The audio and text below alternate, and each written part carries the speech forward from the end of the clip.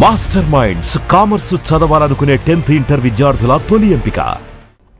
ఇరాన్కి ఇజ్రాయెల్కి మధ్య భీకర దాడులు జరుగుతున్నటువంటి సిచ్యుయేషన్ మనందరికీ తెలిసిందే.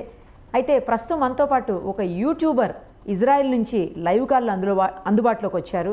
ఆయన పేరు శ్రీకాంత్ గారు. ఒక్కసారి తనతో మాట్లాడదాం. అక్కడ అసలు ఏం జరుగుతోంది, ప్రజలంతా ఎలా ఉన్నారు, ఈ సిచ్యుయేషన్ అంతా ఎప్పటికీ సెటిల్ డౌన్ అవుతుంది, ఇవన్నీ కూడా ఆయన మాటల్లోనే అడుగుదాం. నమస్తే అండి. నమస్తే అండి. ఎలా ఉన్నారు శ్రీకాంత్ గారు? బాగానే ఉన్నానండి. అదే బాంబులు దాడులు అవుతుంటే ఎలా ఉన్నారని అడుగుతున్నారా అంటారా? ఏంటండి, బాంబు దాడులు జరుగుతుంటే ఎలా ఉన్నారని అడుగుతారు ఏంటండి అంటారా? అంటే అట్లాగా ఏం ఉండదండి. ఇప్పుడు మేమున్నటువంటి ఏరియాస్ లో ఎట్లాగా ఉంటదంటే, ఇజ్రాయెల్ ఈ కంట్రీ చాలా సేఫ్ గా బిల్డ్ చేసినది. ఒకవేళ బాంబులు పడ్డా గానీ, ఇప్పుడు నేను బాంబ్ షెల్టర్ లోనే ఉన్నాను.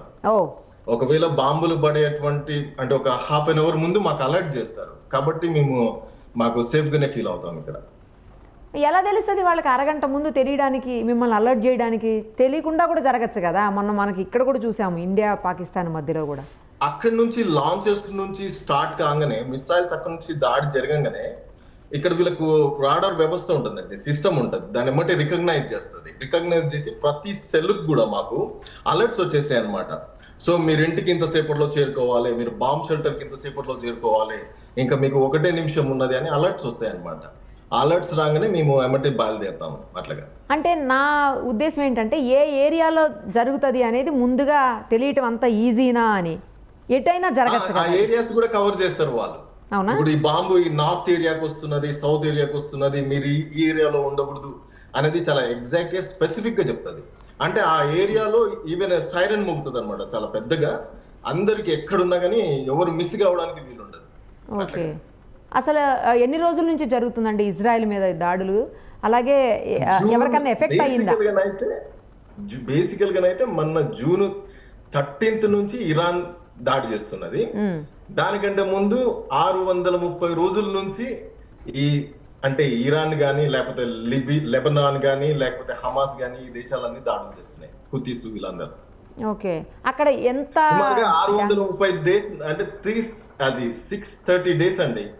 630 డేస్ మేము ఈ వార్ లో ఉన్నాం. ఆల్మోస్ట్ 2 years దగ్గర. Almost 2 years. కాదండి, ఇప్పుడు అంటే ఎంత డ్యామేజ్ అయ్యి ఉంటుంది అది? కంట్రీకి కావచ్చు, లేకపోతే పబ్లిక్ ప్రాపర్టీకి, పర్సనల్ ప్రైవేట్ ప్రాపర్టీస్కి ఎంత డ్యామేజ్ అయ్యి ఉంటుంది ఇప్పటి వరకు? This is the beautiful thing about Israel అండి. ఇక్కడ మనం చూస్తున్నట్లయితే ఇన్ని వేల రాకెట్లు, 1 కాదు 2 కాదు, మనము గడిచిన 2 సంవత్సరాల నుంచి కొన్ని వేల రాకెట్లను చూసాము. అయితే ఇజ్రాయెల్ కి బిల్డింగ్స్ కి డ్యామేజ్ అయింది మాత్రము చాలా తక్కువ. అంటే ఒక 30 అట్లా, అంటే 30 బిల్డింగ్స్ ప్రాబబ్లీ డ్యామేజ్ అయి ఉంటాయి, పెద్దవి. కానీ లాస్ట్ అంటే ఇరాన్ నుంచి జరుగుతున్నటువంటి దాడిలో మాత్రము జూన్ 13 నుంచి మనం చూసుకున్నట్లయితే హెవీగా డ్యామేజ్ ఉన్నది. దాదాపు 200 బిల్డింగ్స్, 200 బిల్డింగ్స్ దాకా డ్యామేజ్ అయినాయి. ఒక 15 మెంబర్స్ అయితే చనిపోయినారు ఇప్పటి వరకు. అంటే వూండెడ్ అయిన వాళ్ళు దాదాపుగా ఒక 300 అబౌవ్ ఉంటారండి.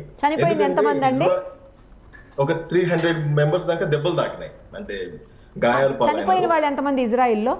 15 మెంబర్స్ కన్ఫర్మ్ గా చనిపోయినారు. దాని అంటే ఇంకా సంఖ్య పెరిగే అవకాశం ఉండొచ్చు, ఎందుకంటే కొంతమంది హాస్పిటల్లో కూడా ఉన్నారు.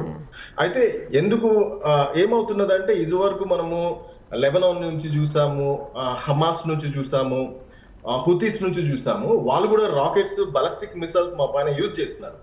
యూజ్ చేసినా గానీ అంత స్ట్రాంగ్ గా యూజ్ చేయలేదు. ఇక్కడ ఇరాన్ చేస్తున్నది ఏంటంటే హైపర్సోనిక్ వెపన్స్ ఇట్లాంటివి వాడుతున్నారు. అలాంటివి వాడినప్పుడు ఐరన్ డోమ్స్ కొన్ని క్యాచ్ చేయలేకపోతుంది. యాక్చువల్ గా ఏంటంటే ఐరన్ డోమ్ కూడా క్యాచ్ చేస్తున్నదండి. ఇప్పుడు మాకు 100, ఇప్పుడు ఫర్ ఎగ్జాంపుల్ వాళ్ళు ఫస్ట్ డే ఒక 200 మిసైల్స్ పంపించినారు, సెకండ్ డే 100 పంపించినారు, దాని తర్వాత 75. దీంట్లో ఏమవుతున్నదంటే 97% వీటిని ఆపేస్తున్నది, ఒక 3% మిస్ అవుతున్నది. Iron dome 97% ఆపుతున్నదండి. ఒక 3% దాన్ని ఆపలేకుండా మిస్ అయినప్పుడు ఏమవుతున్నది అంటే బిల్డింగ్స్ మీద పడుతున్నది. అంటే వాళ్ళు ఎగ్జాక్ట్ గా సివిలియన్ ఏరియాస్ ను మాత్రమే టార్గెట్ చేస్తున్నారు. సివిలియన్స్ ఎక్కడైతే సివిలియన్స్ ఉన్నారో, ఇందాక ఈ రోజు మార్నింగ్ బెర్షవాలో ఒక హాస్పిటల్ మీద టార్గెట్ చేస్తున్నారు. హాస్పిటల్ అని లేదు, లేకపోతే స్కూల్లో చిన్నపిల్లల స్కూల్ అని లేదు, ఎక్కడ పడితే అక్కడ టార్గెట్ చేస్తున్నారు. అట్లాగా మాకు డ్యామేజ్ అవుతున్నదండి ఇప్పుడు ప్రస్తుతానికి. ఓకే, ప్రజెంట్ సిచ్యుయేషన్ ఏంటంటే అసలు ఇప్పుడు అక్కడ ఎలా ఉంది, ఇజ్రాయిల్లో ఎలా ఉంది, ప్రజెంట్ ఎలా ఉన్నారు మీరు అందరూను?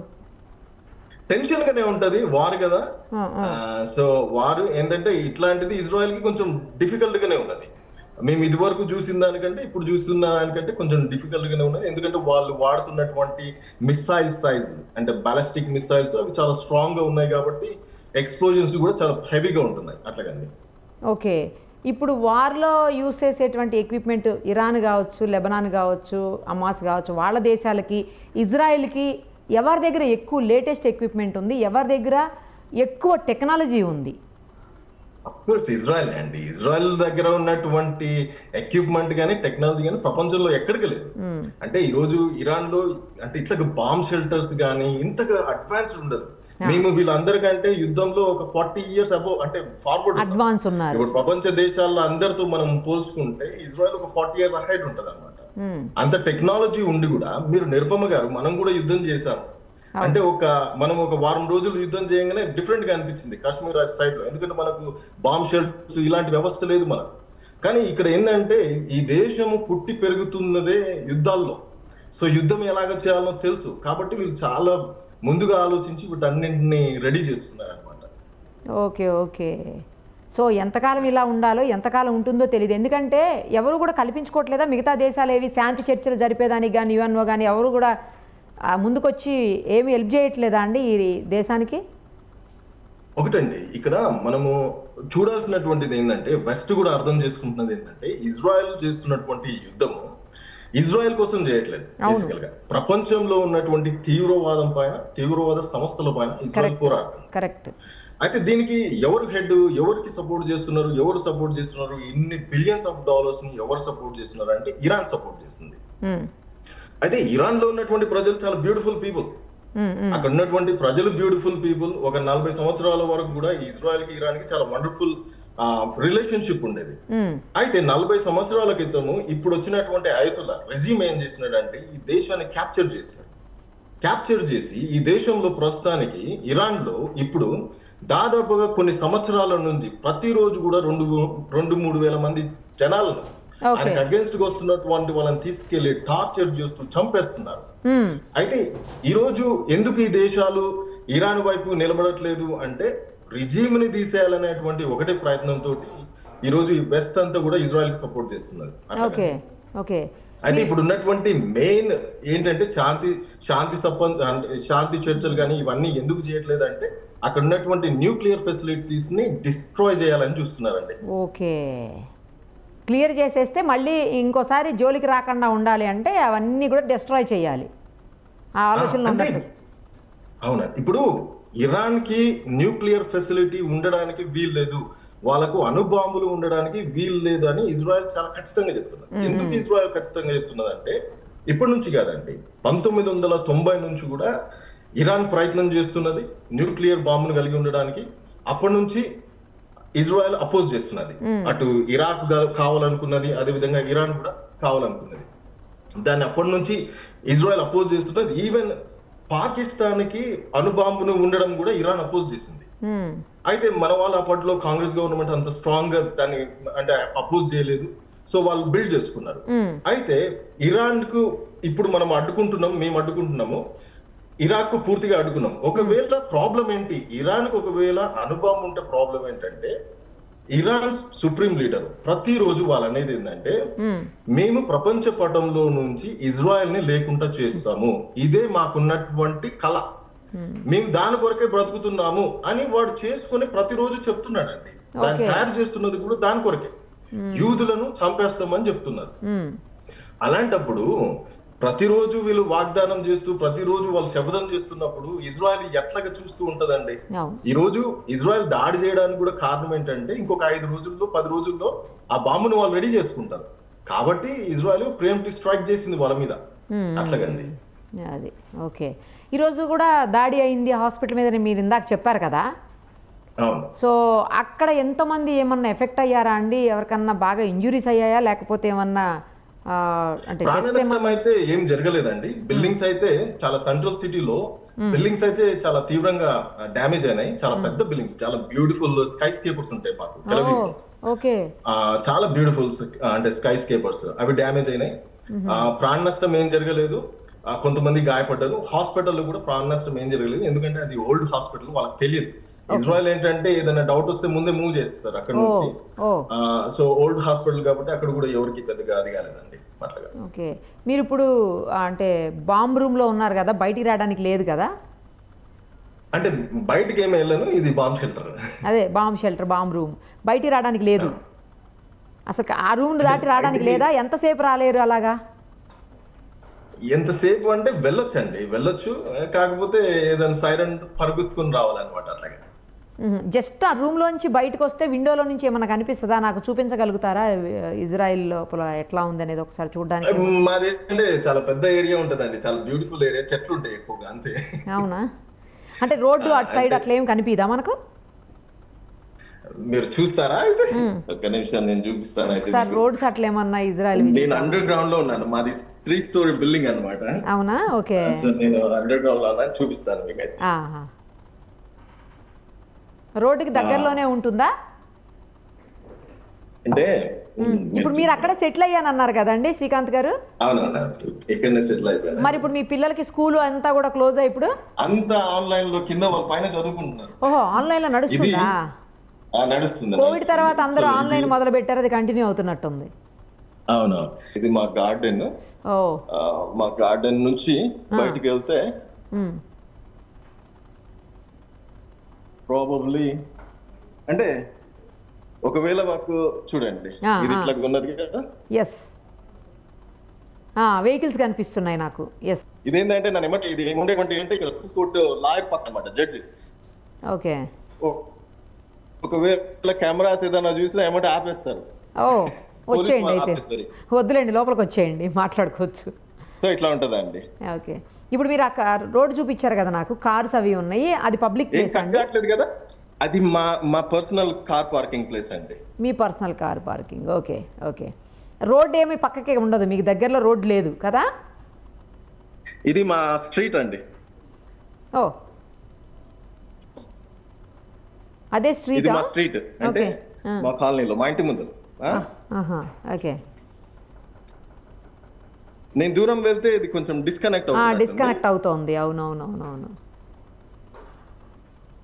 ఇది మా పార్కింగ్ ప్లేస్ అండి. పార్కింగ్ ప్లేస్ కాదు, నేను అడిగింది మెయిన్ రోడ్ అడిగానండి. మెయిన్ రోడ్ లో ఏమన్నా మనం చూడడానికి ఉంటుందా? రోడ్డు సైడ్ ఏమన్నా ఉందా మీ ఇల్లు అని అడిగాను. ఎందుకంటే అప్పుడు రోడ్డు లేదు చూస్తుంటే ఏమన్నా పోలీస్ ఫోర్స్ అట్లా ఏమన్నా కనిపిస్తుందా ఏంటి అని అడిగాను. అట్లా ఏం కనపడదండి. అట్లా ఏమి ఉండదు, ఇక ప్రశాంతంగానే కనిపిస్తుంటదా రోడ్డు అంతా కూడా? మీ ప్రైవేట్ పార్కింగ్ ప్లేస్ అన్నారు కదా? యా లేదు, ఇది మెయిన్ రోడ్. ఇది మెయిన్ రోడ్డా? ఓ ఫైన్ ఫైన్. జనాలు అసలు బయట ఎవరు లేరు కదా? బయట లేరు. అదేలేండి, బాంబ్ థ్రెట్ ఉంది కాబట్టి, అంటే అలర్ట్ ఉంది కదా, బాంబ్ అలర్ట్, అందుకని లోపల ఉన్నట్టున్నారు అందరూ. అవునండి, అట్లాగా. సో బ్యూటిఫుల్ కంట్రీ అండి, బ్యూటిఫుల్ కంట్రీ, బ్యూటిఫుల్ పీపుల్. మొత్తం గ్రీనరీనే బాగా కనిపిస్తోందండి, గ్రీనరీ కనిపిస్తోంది మంచిగా. అవును, ఇది ఎడారంటే ఎవరు నమ్ముతారండి? అదే కదా, చాలా బాగుంది. ఇప్పుడు బయటికి వెళ్ళినప్పుడు కూడా మీరు ఇట్లాంటి అంటే ఫేస్ చేస్తుంటారండి? ఎప్పుడన్నా ఇబ్బందులు ఫేస్ చేశారా? అవతల కంట్రీ నుంచి వచ్చేటువంటి దాడులకు సంబంధించి ఏదన్నా ఫేస్ చేశారా మీరు? నేను రాకెట్స్ చాలా సార్లు చూసానండి. చూసారా? మా ఇంటి మీద వెళ్తుంటే చాలా సార్లు చూసాను. Iron dome ఆపేస్తుందండి. ఫస్ట్ లో వచ్చినప్పుడు ఇట్లాగా నేను ఒక దగ్గర నిలబడ్డాను, రాకెట్ మీదకి వెళ్ళినది, ఎగ్జాక్ట్ గా పైన వెళ్ళిపోయినది. అప్పుడు ఐరన్ డోమ్ క్యాచ్ చేసింది. అప్పుడు భయపడ్డాను, కానీ తర్వాత అలవాటు అయిపోయిందా? అంతేలేండి, 2 ఏళ్ల నుంచి యుద్ధం జరుగుతుంటే అందరూ అన్నిటికీ అలవాటు పడిపోతారు. ఇక ఇప్పుడు 2 years నుంచి పిల్లలందరికీ స్కూల్ ఆన్లైన్ అండి? లేదండి, జూన్ 13th నుంచి మళ్ళీ ఆన్లైన్ లోకి వెళ్ళాను. ఓకే, మరి ఆఫీసులు ఇవన్నీ ఎట్లా? అన్ని ఆన్లైన్ లేనా? Work from home? క్లోజ్ అండి, అన్ని క్లోజ్. ఒక మీడియా, పోలీస్ పని చేస్తున్నారేమో, డాక్టర్స్. మీడియా, పోలీసు, ఎమర్జెన్సీస్, అదే డాక్టర్స్ ఈ సర్వీస్ వరకు వర్క్ చేస్తున్నట్టున్నాయి. రైట్ అండి, అక్కడ ఏమైనా లేటెస్ట్ ఏమైనా ఇన్సిడెంట్స్ అవుతున్నప్పుడు వీలవుతే మాకు వీడియోస్ పంపియండి, మీకు దృష్టికి వస్తే, లేదా మీ ఫోన్కి వచ్చినా కూడా. అప్డేట్స్ ఉంటే కనుక మాకు కాల్ చేయండి మళ్ళీ కూడా మీరు, సరేనా? అక్కడ సిచ్యుయేషన్ ఎక్స్ప్లెయిన్ చేసినందుకు, చూపించినందుకు ఎస్పెషల్లీ థ్యాంక్ యూ అండి. Thank you so much. Thank you very much, Nirupama garu. One more time. Yeah. I want to say you have a beautiful heart. You're a wonderful woman. Thank you so much. Thank you so much. Thank you. Okay, Thank stay you. blessed. Thanks a lot. Thank It you. means a lot. Thank you. Thank you. Thanks. Suman టీవీలో మీ personal and business promotions కోసం కింది నెంబర్కి contact చేయండి.